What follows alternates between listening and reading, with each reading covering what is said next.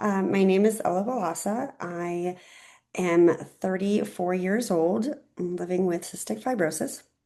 I was diagnosed at 18 months old, and um, physicians didn't really know, the pediatrician didn't really know what was wrong with me before diagnosis, but then I had a lot of lung infections and pneumonia, and finally that led to my diagnosis. Over the course of my life, I've had many hospitalizations and lots of treatments with getting intravenous antibiotics, and have been referred for a lung transplant 2 times in the past, actually. As of now, I still have not had a lung transplant, but I'm followed at Duke University for potential transplant in the coming years. Over the past 2 years or so, I've been living down in sunny Florida, which I'm really enjoying a lot. I feel like the warm air and just the salt air, from the ocean is really good for my health, both mental health and physical, I think. Um, and since being down here, I've made a lot of great friendships and met a lot of new people. I came down here not knowing anybody. And to lead into what I want to talk about today, I was invited to go on a bachelorette trip for one of the girls that I met down here. And this trip was going on a cruise out of Tampa, in Florida, where I live, and going to Mexico, to Cozumel, Mexico, and then back. So, like a 4-day trip. And over the course of the last few months, I had been dealing with a couple of infection flare-ups, and, it was winter time, so I got a cold and, just dealing with some infections related to cystic fibrosis, obviously. And unfortunately, it just so happened that on this cruise ship, on the second day of the cruise, I started feeling pretty sick and started having a really high fever, having symptoms of congestion, a lot of mucus accumulation, having really, really tight airways, so a lot of inflammation in the lungs. I wasn't sure what I could do about the situation. I was taking Tylenol, but I felt like it was bad enough that I maybe needed some IV fluids or, just some hydration. I was definitely very dehydrated from the high fever as well. And I decided to go to the doctor on board the cruise ship. And this doctor, immediately upon kind of visually seeing me, seeing my use of oxygen, really thinking that it was a very dire situation, which obviously, with CF, there can be very acute symptoms and acute problems. But, we know our disease the best. And so I was communicating this to the doctor. And I said, I have this condition and I've had low lung function for many years. I do use oxygen occasionally. This is a worse situation. I do feel sick, having high fevers. We were going to be in Cozumel the next morning. And he said, "You have to go to the doctor. You are very sick. You have to go to the emergency room at the hospital." So that night I stayed in the ship hospital. And then the next morning, they came with ambulance to take me to the hospital. And they had given me IV fluids over the course of the night. I had been getting Tylenol. I, was eating food. Like I felt by the next morning, to be honest, I was starting to feel a little bit better and had less of the airway tightness, which was really a major symptom too. And so they came in and they're like, okay, we're gonna take you. So they took me to the hospital. Then the doctor at the hospital, sort of did an evaluation, and then they were like, well, it seems like you have some sort of viral infection, upper respiratory, that's obviously affecting your lungs because of cystic fibrosis, which I already sort of knew at this point. They also did a CT scan at the hospital, and there was no evidence of pneumonia, no evidence of anything major going on in the lungs. So they were like, okay, you can go back to the cruise ship. And so they were going to start up writing the discharge notes for me to go to the cruise ship. And then he came back a little bit later and he said, well, we've talked to the cruise ship and the cruise doctor will not let you back on board because the reasons they gave was that A, if I do have a viral infection, even if it's a, upper respiratory sort of regular cold, they don't want it to spread to other people on the ship. Okay. But also that I'm just a liability.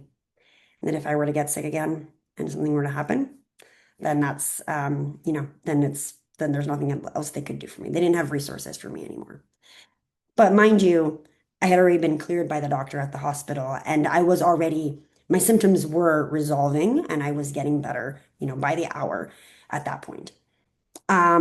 So I said, well, I was told also, and this is where I think this really like the lack of, support when it came from the cruise ship was that I was told that somebody would accompany me to the hospital, somebody from the staff.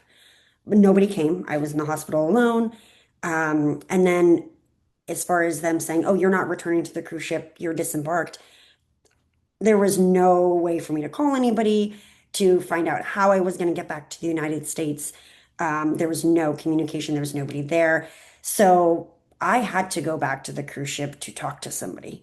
And so when I got back, they told me, obviously, like I've been disembarked. I'm not allowed into the actual cruise ship to speak to anybody. And so I was told that I had to sit outside of the cruise ship on the port, on the dock, until somebody came out to talk to me.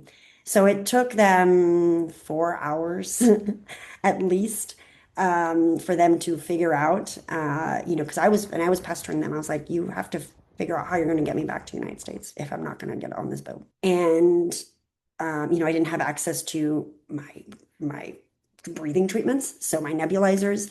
Obviously didn't have any like um, then my friends brought food out for me, but I was disembarked, so it's not like they were bringing me food at all. So there's a lot of factors here that played into really the complexity and just like the annoyance and really just like the traumatic experience that I had. And so then finally they ended up booking me a hotel and then a flight. But that was something that they told me that I would have to cover the costs. I already had to cover the costs apparently of the doctor on board because in any cruise ship, apparently I've learned that the medical facility and the doctor is not part of Royal Caribbean or any of the cruise lines.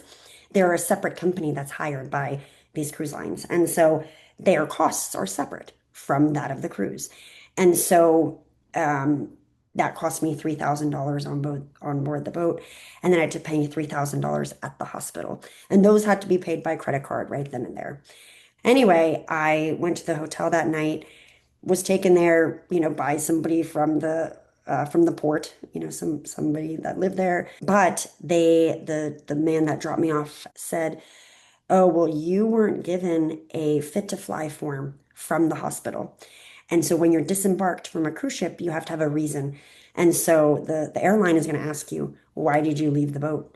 So you need to tell them that you were leaving for a family reason, not that you were medically disembarked. There was just so many events here that were a failure on the part of the cruise ship, and just the way that I was treated as a passenger and as a person with a condition. I guess the themes that I want to arise from this and kind of bring to the forefront is obviously the need for self-advocacy in all of this, right? Like I told them that I had to, I was not going to be paying for it, even though they did end up charging me after all. And that, I needed medical services and support in the sense of like, or just comfortability. Like if I'm sitting outside of the cruise for 4 hours, I at least needed a chair. I needed food. So I was finally brought those things, but it's they weren't considering any of that. It was just, okay, you're a liability to the cruise ship. You're not allowed on board. That's it. So there was really a lack of just empathy, for somebody that is sick with an illness. Um, so really trying to self-advocate for ourselves as much as possible in these kind of situations. And then buying, travel insurance. I didn't have travel insurance, so that's why I had to incur these costs. Fortunately, what ended up happening, after I returned, I wrote a letter to Royal Caribbean. I mean, I called them. I sent the letter to the CEO. I called the CEO's office. And finally, I did get in communications with them. And I was told by them to submit for reimbursement through my insurance company for those costs of the onboard medical costs and then at the hospital as well. So I submitted two separate claims to my insurance. Unfortunately, and of course this varies too based on insurance, but my insurance covers emergency out of the country costs. And so because these were emergency visits outside of the country, those costs were covered in full and I received that reimbursement. And then I pursued to get my money back for the actual cost of the cruise ship, for the cruise itself, and for costs to fly back and every cost incurred with the process of getting back to the United States. And that was reimbursed to me by Royal Caribbean. But, it took a lot of effort for me to pursue this, and it took weeks to actually get a resolution.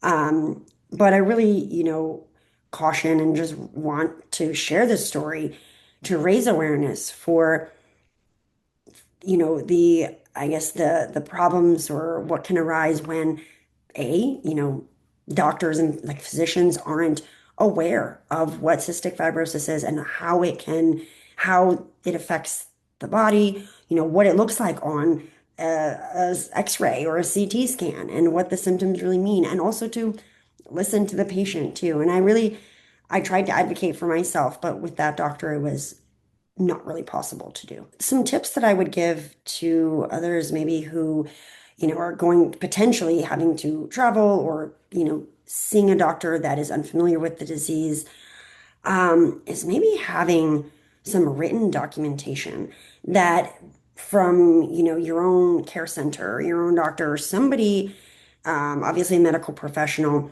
that details, the state of your health and how that affects your life and or day-to-day life and how it could manifest if you were sick, like what that could mean and what it could look like. Because I think if I maybe would have had something formal or, you know, something like that from another medical professional, because he obviously, this dynamic with this physician, it was very much like, I'm the doctor, I know everything. You're just the patient. You listen to what I'm saying. Sometimes it can be a lot for our doctors, our care providers and pulmonologists to write these kind of more detailed letters. So I've often, when I've had to travel by an airline and I use oxygen when I fly. And so I've sometimes had to write these like medical notes and then just like send it to my doctor and then he just signs it. So, it's kind of a lot of legwork on us, but if you want to make it detailed and make sure that it's capturing exactly what capturing enough detail and evidence, I definitely suggest writing it ourselves. That's what I will do in the future. I know many of us experience these kind of difficult health encounters with people that A, don't understand and B, don't care to help or be empathetic. Um, and it's all about, the legality and how I'm like a legal sort of burden or obligation, or they don't want to have a legal obligation, if something were to happen. And so that's the unfortunate part of, dealing with corporations and companies and then just individuals too, who don't want to help and don't really understand and can't put themselves into the shoes of somebody the difficulty of what that is like to go through this.